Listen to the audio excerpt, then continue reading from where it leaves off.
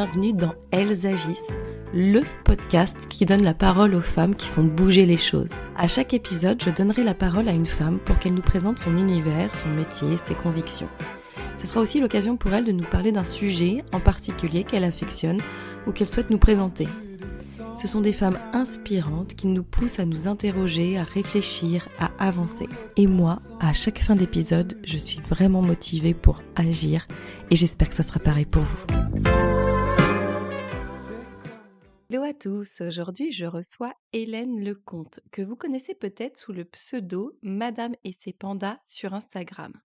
Elle est suivie, à l'heure où je vous parle, en mars 2023, par 192 000 personnes sur ce réseau. Mais avant d'être influenceuse, Hélène était mannequin. Et dans cet épisode, elle nous raconte comment cette expérience a été constructive et décisive dans l'affirmation de son caractère. Et oui, ce milieu n'est pas simple, on le sait, et Hélène a toujours été fidèle à ses valeurs et ses convictions, envers et contre tous. C'est d'ailleurs encore maintenant ce qu'elle prône dans l'influence, ne pas tout accepter, ne pas se forcer, ne pas effacer sa personnalité aussi pour un contrat. Et c'est pas forcément le plus simple, mais la seule manière pour Hélène d'envisager son métier. Et dans cet épisode, elle nous parle aussi de son univers bohème, vintage, parisien, qui n'est pas créé pour les réseaux, mais qui est bien elle et qui est passionnant. Je vous laisse tout de suite découvrir cet épisode où Hélène nous parle en toute transparence de l'envers du décor de nos écrans Instagram. Bonne écoute!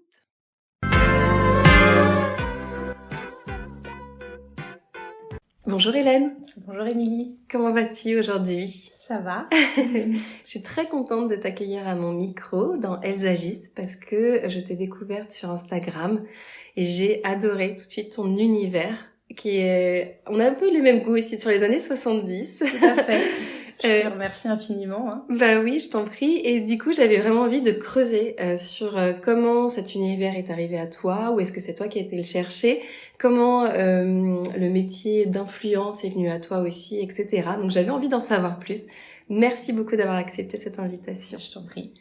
Alors Hélène, la première question dans Elles agissent, c'est de te présenter, mais de la manière dont tu souhaites. Qui es-tu pour quelqu'un qui ne te connaît pas, qui ne connaît pas ton compte Instagram, personnellement, professionnellement, qui es-tu? Je suis Hélène, mon compte sur Instagram c'est Madame et ses pandas. Ouais. J'ai un univers très romantique, bohème, puisque j'aime beaucoup les années 70 et le vintage. Très parisien aussi, et je suis très influencée donc par tout ce qui est littérature et partie cinématographique. D'accord. Donc moi j'ai fait études dans les ressources humaines, j'ai travaillé pendant très longtemps en tant que responsable RH. Je travaille toujours en parallèle de mon compte Instagram. Je suis tombée un petit peu par hasard sur Instagram puisque j'ai fait du mannequinat pendant des années et j'ai arrêté le mannequinat à la naissance de mon petit garçon.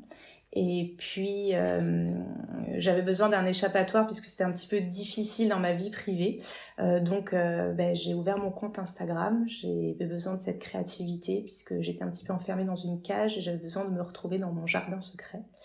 Et ce que j'aime le plus sur Instagram, c'est de pouvoir créer et d'être inspirée par ce qui m'inspire et de pouvoir au travers de mes photos montrer ma personnalité. Et cette créativité, tu dis que tu avais envie de la développer. Donc c'est Instagram qui est venu à toi. T'arrivais pas à trouver d'autres outils ou qu'est-ce qui t'a plu en fait dans ce réseau? Alors en fait, moi j'ai fait pendant très longtemps de la danse classique. Je voulais être danseuse étoile. J'ai eu un accident par rapport à mon genou, donc ce qui a fait que c'était un peu plus... j'ai pas pu réaliser mon rêve. Et en fait, j'ai trouvé sur Instagram, c'est que comme j'étais mannequin, je pouvais faire des photos, mais je pouvais faire des photos qui me ressemblaient plus en fait, puisque le mannequinat est complètement différent d'Instagram. On fait pas du tout la même chose quand on fait des photos pour une campagne, pour une marque, que quand on va pouvoir partager notre univers, les photos, notre vie, et puis aussi parler de différents sujets avec notre communauté. C'était le partage, l'échange, et pouvoir partager avec des femmes, parce que moi j'ai un compte avec, on va dire, 89% Mhm. de femmes, et c'est toujours très agréable de discuter et d'apprendre sur plein de sujets. Et tu savais déjà, quand tu as ouvert ton compte, qu'il y avait cette notion d'échange, de partage, ou tu l'as découverte Moi, je l'ai découvert parce qu'au Ouais, début, j'avais un compte qui était plutôt, on va dire, plus personnel, d'accord. où je partageais Comme ma nous vie. tous, au Voilà, début, on faisait nos photos avec des filtres. voilà, tout à fait. C'était... Et puis après, j'ai découvert que, en fait, j'ai fait beaucoup de créativité avec mon équipe. On a fait beaucoup de photos. Par exemple, là, récemment, on a fait un projet sur Bridgerton. D'accord. Et effectivement, ça a eu beaucoup d'impact parce que ça me représente bien. Et puis, c'était quelque chose de très personnel et les clients ont beaucoup aimé, ce qui a permis d'avoir effectivement de nouveaux clients et de faire des collaborations. Et tu dis que tu as une équipe, c'est ça? Donc tu Oui. travailles avec une agence? Alors, j'ai Céline qui travaille avec moi, qui va Ok. être sur toute la partie, on va dire, elle m'aide sur la partie sourcing, enfin, je dis sourcing, qui va m'aider effectivement pour répondre aux mails, pour voir au niveau des collaborations, qui va gérer toute la partie facturation, qui va relancer les marques, qui va me faire tous les mood boards avec la photographe avec qui je travaille pour pouvoir faire les projets. Et depuis 2 ans à peu près, je travaille avec une agence d'RP, qui était anciennement un client qui m'avait trouvé, enfin c'est une agence qui normalement est spécialisée pour les clients et trouvée pour des collaborations pour des marques. Et en fait moi je travaille avec eux, ils vont gérer toute ma partie statistique, voir un petit peu ce qui peut être bien pour moi quand je dois poster, les retombées avec les marques. Et donc ils travaillent en collaboration avec Céline qui a été complètement depuis janvier, qui a été donc embauchée au sein de l'agence. D'accord. Et à quel moment ça bascule dans ce monde-là? Enfin, tu vois ce que je veux dire? Entre toi qui crée un compte pour partager ton univers créatif et où tu te mets à travailler avec quelqu'un en collaboration, une photographe, une agence, etc. Je pense que c'est par rapport au nombre d'abonnés. D'accord. Quand j'ai commencé, au début, je faisais beaucoup de beauté, puisque c'est quelque chose qui m'intéresse énormément. Et en fait, je faisais beaucoup de photos pour les marques, pour leur campagne. Des photos, on va dire, de sets de produits. Et en fait, je pense que c'est aussi ce qui me différencie, c'est que moi, je fais énormément de photos aussi beauté. Et donc, ça m'a apporté donc des collaborations. Et au fur et à mesure, j'ai développé la mode. Et au fur et à mesure que j'ai eu des abonnés, ça forcément, la rémunération a été d'actualité et on m'a proposé de plus en plus de projets. Oui, c'est venu au fur et à naturellement. mesure. Ouais, voilà. Et juste revenir sur le mannequinat. Oui. Comment t'es arrivée dans ce domaine et qu'est-ce que tu en gardes aussi? Parce que tu n'en fais plus ou tu en fais peut-être occasionnellement? J'en fais occasionnellement là depuis quelques temps. Alors, comment j'ai commencé le mannequinat? En fait, j'avais 14 ans, 15 ans. J'ai été repérée à l'époque, quand je sortais du collège, par l'émission qui n'est plus maintenant, qui est Graines de Star. Ah oui. Et donc, quand ils m'ont proposé de faire l'émission, moi, je leur ai dit, mais je ne sais pas chanter. Et en fait, il y avait Graines de mannequin. Ah. Et donc, j'avais gagné lors de l'émission et j'ai été embauchée au sein de l'agence Elite. Et au fur et à mesure, je suis partie de l'agence Elite, j'ai été chez Success, j'ai été après dans l'agence VIP. Et donc, au final, de fil en aiguille, j'ai continué en parallèle de mes études. Et j'ai arrêté à la naissance d'Hugo. Ouais. Parce que c'était une demande aussi dans ma vie privée que j'arrête. Ouais. J'ai toujours aimé faire... alors j'ai aimé beaucoup faire les photos, j'aimais beaucoup faire... Tu défilais aussi? Oui, mais c'est pas une partie que j'aimais énormément. Il y a vraiment ces échos là qu'on a, c'est deux choses différentes. De toute façon, on est un peu catalogué dans le mannequinat. Il y a les mannequins qui vont faire des défilés, les mannequins qui vont faire... plus de la publicité, et les mannequins qui vont faire plutôt les lookbooks, les catalogues, ou aussi les showrooms. D'accord. Moi, clairement, j'ai eu la chance, puisque je suis pas très grande, je fais 1m72, donc pour le mannequinat, c'est pas très grand.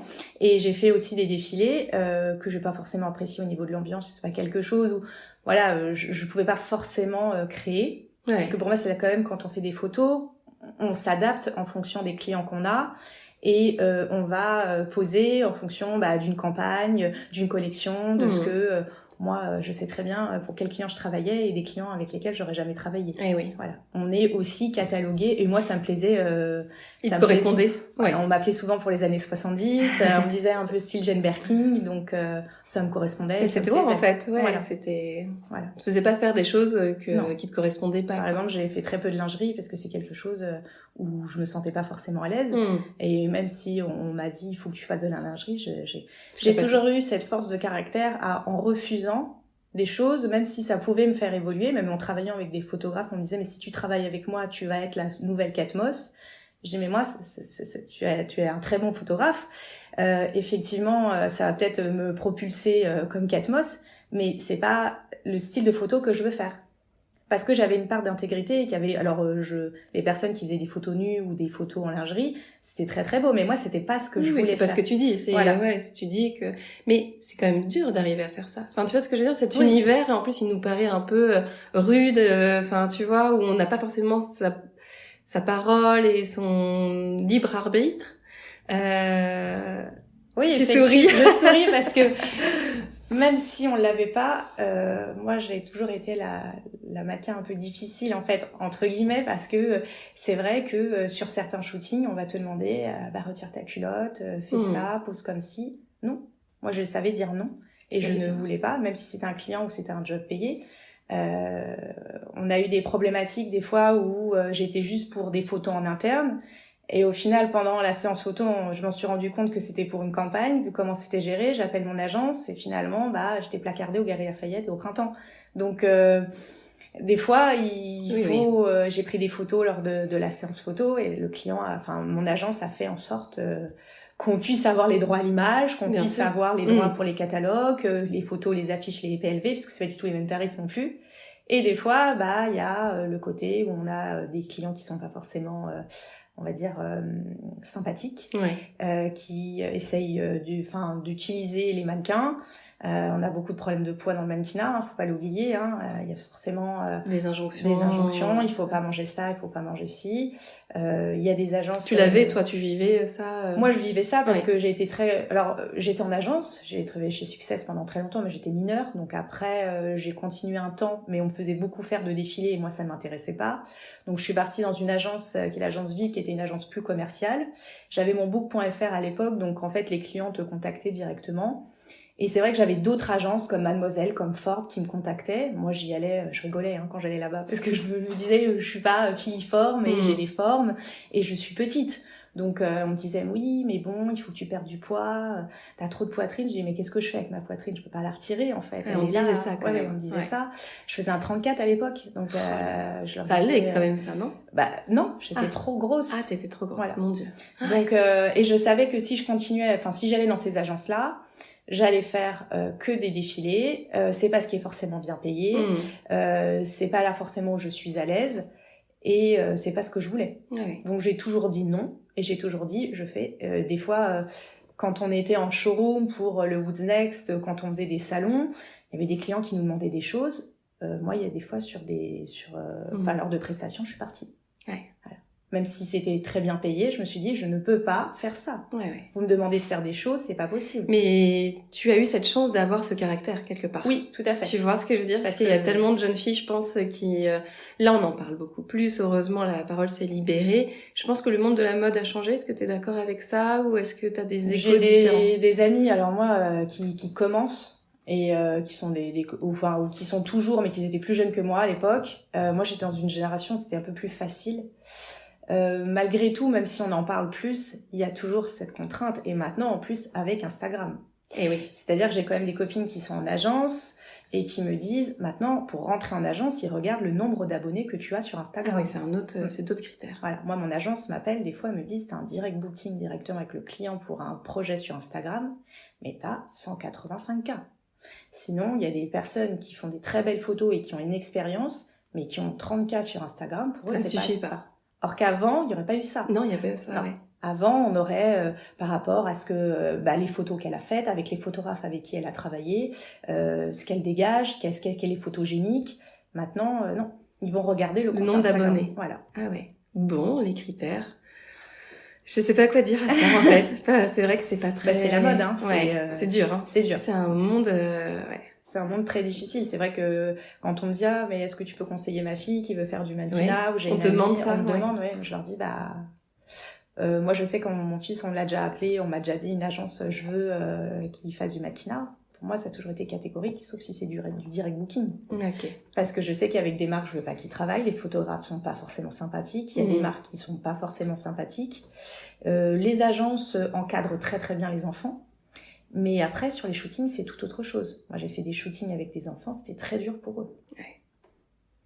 C'est bien de le dire aussi, parce qu'on n'en parle pas beaucoup de cet univers, et il reste un peu quand même, peut-être un peu à part, enfin voilà, où il y a tellement d'enjeux aussi, j'imagine. Oui, tout à fait. Sur une campagne, il y a énormément d'enjeux. Ouais. Je pense que c'est un univers complètement à part. Après, c'est très intéressant aussi. Hein. Moi, je ne bien regrette rien. Je suis très contente de faire toujours des photos, des lookbooks ou travailler avec des marques. Et on t'appelle toujours c'est plus facile, en fait, des fois sur Instagram, parce qu'il y a du droit à l'image. Ok. On va pas forcément me payer pareil quand c'est de l'influence que du mannequinat. Quand on me dit on a besoin de toi pour une campagne, mais ce sera au-delà d'Instagram, qu'on va diffuser sur notre site internet, qu'on va pouvoir diffuser sur 1 an, on voudrait te mettre sur les lookbooks pour te mettre sur le What's Next, là c'est complètement différent. Mais il y a certaines personnes sur Instagram qui ne connaissent pas le droit à l'image. J'ai rencontré beaucoup d'influenceuses qui me disent mais t'es payé toi les droits à l'image? Bah oui, il y a un contrat, il y a tout. Alors explique-nous le droit à l'image, c'est-à-dire Alors le droit à l'image en fait, quand tu fais une campagne, t'as le droit internet. Donc le droit à l'image, c'est payer ton image parce qu'ils veulent la commercialiser. Donc ça peut être les droits internet, ça peut être pour du catalogue, du PLV. Donc là, c'est tout ce que tu vois dans la rue. Ça peut être aussi sur des conditionnements, sur des packaging. Ça dépend des campagnes que tu peux faire. Ça peut être sur de la literie ou ce genre de choses. Ton image va être exploitée. Donc tu n'es pas payé que pour la séance photo ou que pour le projet. Il faut qu'ils payent aussi ton droit à l'image puisque ça peut être du droit aussi à la télé sur 6 mois, 1 an et tous les droits sont renouvelables. Et donc des influenceuses te disent mais ça j'étais pas au courant et on utilise mon image je me suis retrouvée sur je sais pas quoi et c'est ça. Et sur le site internet, est-ce que toi t'as été payée? Je fais bah oui. Et en fait, est-ce qu'elles sont mal oui, elles sont mal informées. Et je pense que les agences et les clients abusent sur beaucoup de choses. Même sur les giftings, des fois on a des giftings et ils giftent tout le monde pareil, alors que quand t'as 180K, tu peux pas être gifté parce que gifté ça veut dire que tu n'es pas rémunéré. Ils peuvent pas te donner un gift à 100 €. Alors on dit mais elle exagère parce que c'est quand même super que t'aies un gifting. Pourquoi t'es aussi exigeante? Mais parce que c'est du travail derrière. Parce qu'il faut savoir que des fois les marques ne te payent pas, mais te demandent les photos, la story, le reel, avec tout un brief derrière. Mais quel est l'intérêt de faire ça alors du coup? C'est de la publicité gratuite pour eux. Oui, mais pour toi? Pour les influences, c'est de la visibilité, c'est de gagner en... C'est de la visibilité. Après, il y a des marques, moi je suis, on va dire, 80% rémunérée. Il y a des marques où je ne suis pas rémunérée parce que je le veux aussi. D'accord. Mais il faut aussi doser. C'est-à-dire que si j'accepte de faire de la publicité gratuite, c'est parce que, ils ont un produit où tu t'adhères. J'adhère et que j'aime beaucoup et que ça va être facile pour moi de créer ou de parler du produit. Mais ils t'offrent le produit quand même, ou ils t'offrent... Ils m'offrent plusieurs produits, c'est-à-dire que ça dépend du prix du produit, ça dépend c'est sûr que quand je vais faire une campagne pour une marque et qu'ils m'offrent qu'une robe, c'est compliqué. J'aime bien créer avec un trench, un chapeau, quelque chose pour que ça fasse une histoire. Je leur dis toujours que mes photos ne sont pas simplement... Moi, je fais beaucoup de carrousel. J'ai besoin qu'à chaque fois que je vais parler d'une marque ou que c'est pour moi personnellement, la créativité, il faut que ça raconte une histoire. Il faut que les gens se disent... Il y a différents looks, il y a une histoire, ça raconte quelque chose. Des fois, sur certains comptes Instagram, ça raconte pas forcément d'histoire. Toi, t'as toujours cette envie quand même de... Comme un mini lookbook. Voilà. Oui, t'as gardé ce trait. Voilà.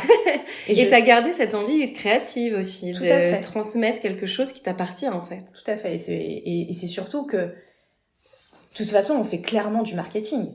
Voilà. Mais il y a marketing et marketing. Il y a commercial et commercial. Moi, je sais très bien que quand Céline, qui travaille avec moi, qui va travailler sur un projet, elle va lui dire « Hélène va pouvoir vous faire ça, mais elle ne vous fera pas ça. » Elle te connaît bien au point de... Oui, elle me connaît très bien.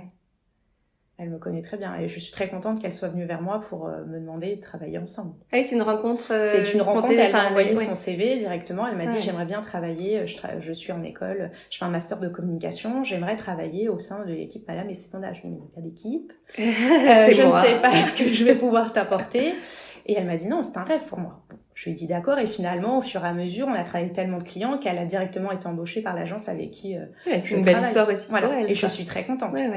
Je suis très contente de ce recrutement, je dirais. Et elle me connaît parfaitement et elle sait ce que je veux et ce que je ne veux pas. Bon, et sur cet univers d'influence, est-ce que c'est toujours facile? Est-ce qu'il y a un peu un envers du décor aussi? Oui, c'est pas forcément facile. Il y a des très bons côtés dans l'affluence et des très mauvais côtés. Déjà, il faut savoir que c'est pas très bien vu. Donc, D'accord. moi, je ne vais pas dire que je suis influenceuse, je dis plutôt que je suis créatrice de contenu, parce que ça a toujours une mauvaise image, parce que ça a toujours, enfin, l'influence vient de la télé-réalité. Et c'est une nouvelle aussi façon de communiquer où c'est plus facile. Enfin, les clients maintenant l'intègrent plus, mais pour eux, en fait, des fois, c'est assez difficile de comprendre qu'il faut payer. Que ils peuvent pas nous demander non plus d'être sur un projet, même si c'est très bien payé, de nous demander. Des fois, ils nous étouffent. Oui, bien Voilà. sûr. Des fois, c'est très difficile d'être rémunéré aussi. Il faut courir derrière un client. Et puis aussi, c'est pas forcément facile dans cette niche en fait d'influence de pouvoir trouver sa place. Et il y a pas forcément des bonnes relations. Il y a des relations qui sont déjà, c'est des relations de femmes, donc des fois, c'est un peu compliqué et des fois, c'est un peu délétère, quoi. T'as réussi, à contrario, à créer des belles relations avec Oui, d'autres tout influenceuses? à fait. Ouais. Pas beaucoup, Ouais. mais je les compte sur les doigts d'une main, mais je suis très Écoute, contente. c'est comme dans la vraie vie, Tout j'ai à envie de te fait. dire. Enfin voilà, tu vois, les amis, il y a les relations et puis il y a vraiment des belles relations, quoi. Tout à fait. Et vous échangez justement sur l'évolution. On voit qu'Instagram peut parfois faire peur, c'est-à-dire l'évolution. On parlait en off avant d'enregistrer le côté où Instagram mettait très en avant les vidéos et où toi, c'était pas forcément quelque chose qui t'était à l'aise, où tu étais à l'aise. Est-ce que ça, du coup, vous échangez justement sur peut-être le côté un peu... est-ce que ça peut s'écrouler tout ça? Enfin, tu vois ce que je veux dire? Est-ce que ça peut ne plus me correspondre? Est-ce que ça paraît instable aussi, tout Oui, ça? Instagram, c'est comme le mannequinat, c'est instable. Hein. On Ouais, sait pas de ok. quoi demain sera fait. Et tout est très vite chamboulé puisque pendant un temps, Instagram voulait complètement arrêter les photos. Ils avaient Oui. remanié Ah complètement ouais, le tout feed. le monde était perdu, c'était... Mais Ouais. je trouve que c'est un peu derrière nous. Je sais Oui, mais ils ont pas, changé, ils hein. ont Tu sais, ils ont changé. dit officiellement, on fait un pas en arrière, Tout à fait. on s'est trompé et... Et moi, ce que je trouve, c'est que dans les vidéos, parfois, on voit toujours la même chose sur l'Internet Ouais. Explorer. Ouais. Et il manque cette créativité. Moi, je suis très, très influencée par Pinterest et surtout par d'autres créatrices de contenu qui ne sont pas françaises. Ah oui. J'ai beaucoup d'Américaines que j'aime beaucoup Ouais. de comptes américains, beaucoup de comptes scandinaves. Je trouve qu'en France, déjà, c'est pas très, très... on va dire Instagram et la publicité avec Instagram est moins, on va dire... il y a moins d'ouverture, c'est moins ancré que dans les autres pays. Ok. Ça, il faut savoir. Et sur certains comptes, la vidéo va très bien marcher. Sur d'autres comptes, moi, comme je te disais, moi, la photo, ça marche. J'ai pas de problème. Oui, J'arrive à donc avoir tu des restes... très bons... Tu disais, oui, aussi, les publications, tu les fais aux heures que tu as envie de les faire. Tu suis pas forcément... j'ai des copines qui vont me dire mais moi, je publie à 15h, ça marche. Moi, je dis, moi, je publie à 15h, c'est un gros flop. Ouais. Donc, je pense que ça dépend de notre communauté. De toute façon, il faut toujours regarder nos statistiques à nous. Ce qui va forcément marcher sur des comptes ne va pas forcément marcher pour le tien. Je pense qu'il faut connaître vraiment à qui tu t'adresses, à qui on s'adresse et vraiment savoir son compte. Moi, c'est quelque chose, les statistiques, ça me passe au-dessus. Hein. Clairement, moi, je m'en occupe pas. Quand on me dit, mais dis donc, là, c'est pas top, hein, les stats, je lui dis, bon, c'est pas grave, ça verra, on verra une autre fois. Les clients, des fois, ils sont pas contents sur les campagnes. Et je leur dis, mais c'est vous qui avez voulu publier comme ça. Céline, elle leur dit, mais c'est votre faute, on vous avait prévenu, on sait ce qui marche avec Hélène, ce qui va pas marcher. Mais des fois, il y a des clients qui sont hyper bienveillants et qui sont très à l'écoute et qui nous laissent une marge de manœuvre énorme. Et d'autres ils sont ingérables, comme on dirait. Pas forcément bienveillants. Ouais. Oui, il y a ça aussi, on se rend pas compte, nous. Il faut tout de suite. Ils nous laissent pas des fois le temps. Alors, je sais qu'il y a beaucoup de personnes qui, par exemple, sont giftées ou qui ont une campagne et qui ne vont pas être dans les deadlines. Et donc, ils nous font payer à nous après. Alors que bon, nous on est très organisés avec l'équipe, on essaye de rendre les choses comme ils ont besoin, mais des fois, c'est même sur du gifting, il faut que ça soit publié dans 1 semaine, dans 2 semaines. Alors, attendez, doucement, hein, vous n'êtes pas les seuls en fait. Hein. Au détriment peut-être parfois de la qualité. Tout à fait. Et moi, j'ai toujours dit, même dans mon travail dans les ressources humaines, je n'adhère pas du tout à la quantité, mais plutôt à la qualité. C'est ce que je disais à mes clients et ce que je dis toujours et ce que je prône aussi avec l'équipe de Madame et ses pandas. Je préfère avoir de la qualité que de la quantité. Des marques avec lesquelles je ne travaillerai jamais. Ouais. Et je sais ce que je veux faire et ce que je ne veux pas faire, comme je dis. Oui, tu restes avec ce caractère finalement Oui, que tu avais déjà avant. Tout à fait, il est toujours là et je pense qu'il restera toujours. Oui, il faut. Tu parlais au tout début de ta présentation qu'il y avait pas mal de sources d'inspiration, notamment autour de la littérature. Est-ce que tu peux nous en parler un peu plus? D'où ça vient? Est-ce que tu as des livres qui ont peut-être marqué ta vie plus que d'autres? Oui. Moi j'aime beaucoup la littérature anglaise, qui me vient de ma maman, qui m'a imprégnée de cette littérature. J'aime beaucoup les œuvres de Jane Austen, les Sœurs Brontë. Je crois que mon livre préféré c'est Les 4 filles du docteur March. Je suis très adepte de ce livre et j'aime beaucoup la personnalité de Jo March et de Amy March qui pour moi sont des femmes très inspirantes. Et donc et j'aime aussi j'aime beaucoup, mais alors c'est un peu Scarlett dans Autant n'emporte le vent, qui est quand même un film qui a été très controversé par rapport au racisme et tout, mais moi c'est plutôt l'ambiance et le tempérament que j'aime dans ce film, qui est quand même une œuvre pour moi cinématographique incroyable. Et mon papa est artiste puisqu'il a été peintre, il a fait beaucoup de peinture. Donc j'ai toujours été baignée dans ce côté artistique, la danse classique aussi. Et j'aime beaucoup le côté très vintage. Ça va être, mais c'est très éclectique parce que je vais aimer les années 60-70 comme je vais pouvoir aimer les années 20, les années 30. Je suis très fan de Bridgerton. Donc voilà, c'est ce qui m'inspire. Puis Pinterest est une source incroyable d'inspiration. Bien sûr. Et d'ailleurs, est-ce que tu arriverais à définir ton univers? C'est-à-dire que j'aime tellement de choses. On me dit souvent que j'ai plutôt un univers romantique, mais en même temps bohème, et puis vintage. Je saurais pas. C'est vrai je saurais pas définir parce que je pense que en moi, il doit y avoir plein de personnalités différentes, ou enfin plein de, on va dire pas de personnalités, mais peut-être plein de personnages. Voilà. Pour moi, c'est un peu je suis actrice de mon conte. Mais en même temps, je suis actrice, mais je raconte des histoires, mais qui me reflètent et où je suis moi, en fait. Je ne m'invente pas des personnages. Sur mon compte, c'est vraiment moi. Oui, parce que c'est vrai qu'ils sont tes images, enfin tes photos sont assez travaillées. Enfin, on peut se dire que c'est un univers, mais non, c'est. Je suis comme ça dans la vie. Tu es comme ça, C'est mon style. C'est ton style. Je vais avoir différents styles. Mais je vais ce qu'on va voir sur mon Instagram, c'est pas parce que je l'ai fait pour une campagne, ou pas parce que je l'ai fait parce que c'est pour montrer une belle image sur Instagram. C'est moi qui peux m'habiller comme ça tous les jours. Oui, je pense qu'on le ressent. C'est pour ça tu disais ta communauté est quand même très active, c'est-à-dire qu'il y a vraiment des relations qui se créent. D'ailleurs, est-ce que tu as des personnes avec qui tu discutes, que tu connais pas, des followers avec qui il se crée quelque chose, quoi. Mais il y a des followers qui me suivent depuis très longtemps. C'est ça doit être quand même assez touchant, ça. Oui, elles sont très bienveillantes, très gentilles. Et je pense après, il y en a d'autres qui arrivent, qui me suivent. Et j'ai aussi j'ai beaucoup d'influenceuses qui me suivent, de la niche parisienne, et qui sont très gentilles, et beaucoup d'anglaises. Donc ça crée aussi des liens. On parle énormément en privé. J'ai pas on m'a jamais vraiment reproché des choses. J'ai pas une communauté qui va recevoir des messages haineux, j'en ai pas reçu.